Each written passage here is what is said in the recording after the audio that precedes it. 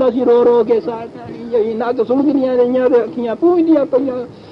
اور بعد جناب کی ڈنڈی لا کے دیں دیا کو کڑا لا کے دیں دیا یہ نہ روا دیں یہ سب جناب یہ اب کگو کوڑے والے یہ آتے تھے یہ سانپ والے سپیرے ان کا پتہ کچھ نہیں ہوتا تھا کہ یہ کہاں رہتے ہیں بڑی دور رہتے تھے یہ آبادیوں سے تو یہاں قریب ہیں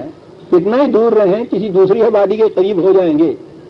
ریگستان صحرا میں رہنے والے خانہ بدوش سینکڑوں میل تک آبادی نہیں ہوتی تھی وہ کبھی ادھر آتے ہی نہیں تھے کبھی کبھار کوئی چیز وہاں کی کوئی ان کے ہاں کی کوئی کھجوریں فالتو ہوئی تو لے گئے بیچ گئے یہاں آنے کے بعد وہ نمک وغیرہ لے گئے ورنہ انہیں وہ کہتے تھے جن کے معنی عربی زبان میں ہوتا ہے جو نگاہوں سے پوشیدہ رہیں دور رہیں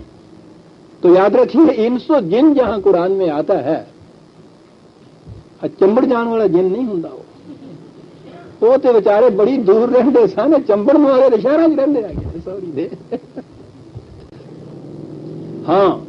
یہ یہاں کے ہوں یا وہاں کے ہوں افسانہ گو جسے قرآن نے سامری کہا ہے سامری مانے داستان زن بڑی دلچسپ کہانیاں کہنے والے یہ ہیں عدومن ہر نبی کے اس قسم کے یہ دشمن پیدا ہوتے رہے یوں ہی بعضهم الی بعض کہا یہ شہروں میں رستے ہیں وہ جنگلوں میں بستے ہیں اور یہاں بھی جب دیکھیے تو سب ایک قسم کی بات کرتے ہیں یہاں سنیے وہی معجزہ ہرنی کا وہاں سنیے وہی معجزہ چیز کا وہ کہتا ہے کہ یہ بھی ان کی ایک تنظیم ہے وہ ایک دوسرے کو یہ ساری چیزیں پاس آن کرتے رہتے ہیں یہاں سے وہاں وہاں سے وہاں ایک تنظیم کے ذریعے سے یہ سارا کچھ یہ ہوتا رہتا ہے کیا کرتے ہیں زخرف القول غرورا بڑی ملمہ ساز دلکش خفیہ خفیہ یہاں سے وہاں وہاں سے وہاں یہ کرتے ہیں پھر وہی بات آ گئی ہاں یہاں آگے بات کاہے کے لیے یہ کرتے ہیں درمیان میں ایک ٹکڑا آیا ہے وہ بعد میں لوں گا تسلسل یوں قائم رہتا ہے اس کا اگلی آیت قرآن سامنے ہے تو دیکھیے گا والے تصغى الیہ افئدۃ الذین لا یؤمنون بالآخرۃ والے یرضوا والے یقترفوا ما هم مقترفون کیا بات کیوں یہ کچھ کرتے ہیں وہ اس لیے کہ یہ لوگ جو عقل و فکر کی روح سے ایمان نہیں لائے اللہ اور آخرت پہ پیدائشی مسلمان عوام الناس سنے سنائے ہوئے یوں ہی اسلام لائے ہوئے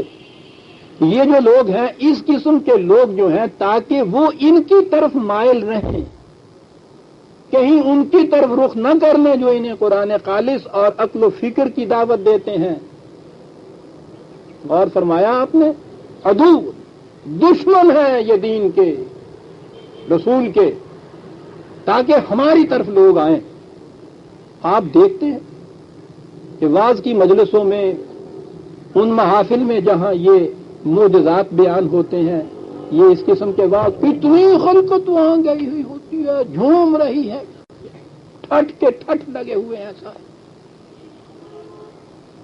وہ بڑا مولوی وہی کہلاتا ہے دو چیزیں اس میں ہونی چاہیے ایک تو لاؤڈ سپیکر اس کے گلے میں ہونا چاہیے باہر نہیں اور دوسری چیز یہ ہے کہ وہ اس قدر افسانوی باتیں کرتا چلا جائے بالکل وہ امیر حمزہ کی داستان بیان کرنے جتنا زیادہ اس قسم کی باتیں کرنے والا ہوگا اتنا ہی زیادہ جازم مولوی کہلائے گا دور دور سے بلاتے ہیں اس کو تاکہ وہ کہتا ہے یہ اس لیے یہ کرتے ہیں کہ لوگوں کا ہجوم ان کے گرد رہے اور جو کچھ وہ کہیں وہ اس سے مطمئن بچے یار دو مطمئن ہو جائیں سبحان اللہ سبحان اللہ اسلام کی عظمت جی اسلام کی خوبیاں ایسی بیان کی انہوں نے سچی بات ہے صاحب اللہ کا کلام ہے یہ صاحب کو فلاں نے پھونک دیا اس پہ یہ ہو گیا اور وہ درد دور ہو گیا فلاں نے ہاتھ بھیج دیا یہ ہوا حضور نے یہ کر دیا تو وہ مردہ بولنے لگ گیا کینکریوں نے آوازیں دے دی صاحب یہ دیکھیے نا یعنی وہ اس سے مطمئن ہو جائیں اور اصل چیز والے یقترفوا ما هم مقترفون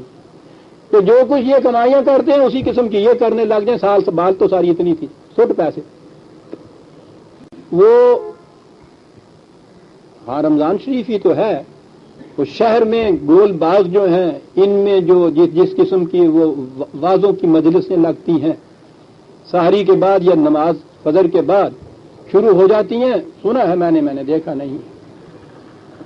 کہ وہ 10-10, 11-11 بجے تک عام طور پہ عورتیں زیادہ ہوتی ہیں اس میں، اور اس کے بعد پھر وہ یہ کہتے ہیں کہ نوٹ اور زیور اور روپے اور یہ اتنا وہاں ڈھیر لگ جاتا ہے صاحب،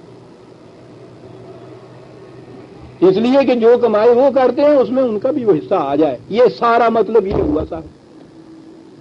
یہ سب کہتا اس لیے کیا جا رہا ہے. اور یہ دشمن ہیں دین کے، دشمن ہیں نبی کے. اتنا کچھ کہنے کے بعد، اس کلائمیکس پہ پہنچنے کے بعد سوال پیدا ہوا کہ پھر وہ دین کیا ہے؟ کہاں سے وہ یہ بات لیں ہم؟ دین خالص جسے کہا گیا ہے، یہ تو ساری چیزیں وراثتاً عقائد چلے آ رہے ہیں، مسلمات مانے جا رہے ہیں، ان کو کہا جا رہا ہے یہ دشمن ہے نبی. سب سے بڑے محبان رسول جو اپنے آپ کو کہہ کے بتاتے ہیں، قرآن ان کو کہہ رہا ہے دشمن. شیاطین الجنس والجن، عوام نہیں ان کے شیاطین ہیں یہ، ان میں سے دشمن ہے نبی کے. یہ کرنے والے سوال پیدا ہوا. پھر اس کے بعد یہ تو نفی ہو گئی نا، حصہ نیگیٹو لا ہے کہ یہ غلط ہے، یہ دین نہیں ہے. کہاں سے دین لیا جائے؟ افا غیر اللہ ابتغی حکما، ہر معاملے میں فیصلہ کن بات. کہا کیا خدا کے سوا میں کسی اور کو اپنا فیصلہ دینے والا مان لوں؟ بات یہ کہی، خدا کو فیصلہ دینے والا، خدا کے سوا کسی اور کو فیصلہ دینے والا، کیا ایسا کروں میں؟ فیصلہ دینے والا حاکم، جس کا ترجمہ اب کر دیا جاتا ہے، صرف خدا ہے. اب یہاں سے دیکھیے، جو ذلو بہی کثیرم و یادی بہی کثیرم، آپ دیکھیے گا کہ کس طرح سے، یعنی یہ جو علم بردار ہیں بڑے بڑے مذہب کے نام کے، وہ کیسے فائدہ اٹھاتے ہیں ان چیزوں سے. یہ بڑی چیز تھی، خدا کے علاوہ کوئی اور حاکم تسلیم کر لوں. ہمارے ہاں ایک اب سلوگن چلا ہے، حکومت صرف خدا کی، حکومت الہیہ قائم ہوگی، حیات حاکمیہ صرف اس کی ہوگی، اقتدار مطلق صرف اس کو حاصل ہوگا، خدا کو حاصل ہوگا. اسلامی مملکت وہ ہوتی ہے کہ جس میں خدا جو ہے سورین اتھارٹی اسے مانا جائے، حاکم اسے تسلیم کیا جائے. حکومت خداوندی یہی ہے نا سارا کچھ. تو یہ تو ٹھیک ہے، قرآن یہ کہتا ہے، بالکل یہ دین کے حق کے مطابق بات نظر آتی ہے.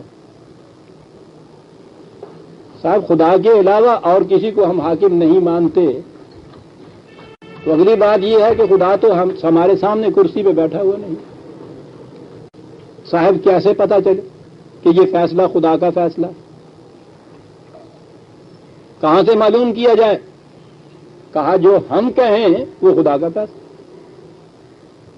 چلیے جی، آپ دیکھتے ہیں کہ کس فریب سے بات وہیں دے کے چلے آئے. جو ہم کہیں وہ ہے فیصلہ. حکومت خدا کی ہے، پھر اقتدار ہمیں دے دو. عزیزان من، بڑی غور طلب چیزیں ہیں یہ. کس طرح فریب دیا جاتا ہے قرآن کے انہی الفاظ سے، ہم حکومت خداوندی قائم کریں گے. اچھا جی،